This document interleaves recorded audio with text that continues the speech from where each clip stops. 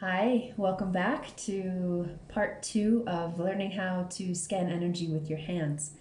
If you missed part 1, just check out my channel and it'll be there, and make sure you watch that one first before you continue on with part 2. Okay, so what are we going to do today for part 2? So today I want to be clear before we continue that everything you scan today is only going to be for you. Please don't scan anyone else at this time because there's more information that you need, and I really want to go slow and make sure that we get the basics down. So please only scan yourself today. So last time we practiced how to turn the hands on and then how to start to sense the projections of the bioplasmic energy field that comes out of our body. And I had talked about just scanning the inner aura. So the inner aura, I'll talk a little bit more about that. It's just the energy body that really interpenetrates the physical and extends out, if we're healthy, say 4 to 5 inches around the body. So if I were to scan my inner aura, and I could just use the side of my hands, I could use my finger, I could come in close to the side of my head and gently start to feel. Now the hands are much easier. They've got a little bit more, especially pointy parts. They're much easier to scan than kind of soft edges. So it's better to practice with something like the finger first and then work your way towards feeling something like the edge of the hand.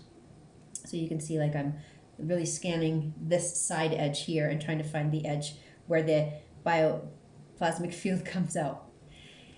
If we're not feeling well, if we were to scan, you would notice that this field, instead of being on average about 4 or 5 inches, will be closer to the body.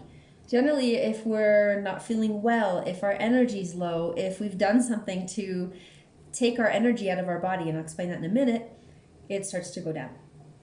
So that's even a hint there, just to see, am I around 4 to 5 inches?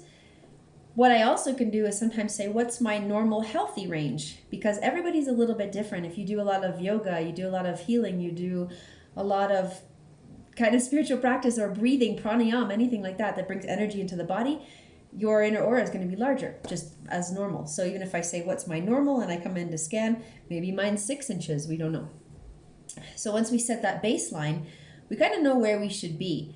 So that's something really to practice, is just to see, practicing, can I feel my inner aura? So if I say my inner aura now, because you have to give it time, and I bring my hands in, so then I want to come in till I feel, like I said in the first video, that pushback where you feel almost like 2 magnets coming together, and it's very subtle.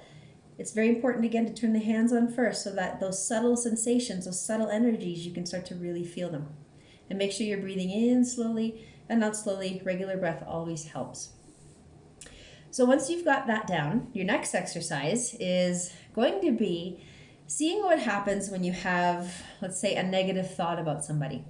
So if you can, I want you to, you've probably never done it, but to go back in time and say, okay, when was the last time I had an interaction with somebody that I was like, okay, like maybe you were talking to someone and they just never let you get a word in edgewise, and you're just sitting there like, okay. So if you have a thought about somebody like that. So if I were to go back to a time when I had a thought like that about somebody and say it again. So first, set my baseline, I scan my inner aura, and then I would say about the person. And then I want you to scan. That's your homework. Then conversely, I want you to think of that same person afterwards, and I want you to send them loving kindness. I want you to say something nice about them. And then I want you to scan your inner aura. So you should get different results, but it'd be interesting to see what happens for you. Because the whole key with any of this energy work, energy scanning, energy hands, it's like a divination in a sense. It really shows you the result of your actions. And any magician worth his salt has different forms of divination that they work with. Some work with pendulums, some work with tarot cards, some dowsing, some with their hands. But I think it's good, if you really want to use these techniques, is to have different ones that you can call on to kind of validate what you're seeing.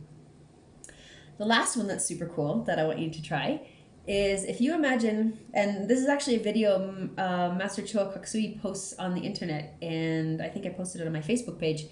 He talks about what happens when we donate. And he said, you would think that when you donate money, there's less money and you would have less prosperity energy. So this is why scanning comes in handy, because you can say, okay, well, here's me. And instead of my inner aura, I want to scan a particular energy that I carry. So I could say, I'm going to scan my prosperity energy. Okay, so what is my baseline prosperity energy? Scan that. And some people might be like, oh, I don't feel much. Okay, well, what can you do about that? This is when, as Master taught, everything is oneness. When we do something to others, we're doing it to ourselves. And I really love this teaching. He's very clear about it. So when I donate to other people, I'm actually giving to myself. I'm giving prosperity to others. I'm becoming more prosperous. So if I scan my prosperity energy after I make a donation, so you really have to like hold it in your hand and say, I'm going to take this $20 and I'm going to donate it to whoever.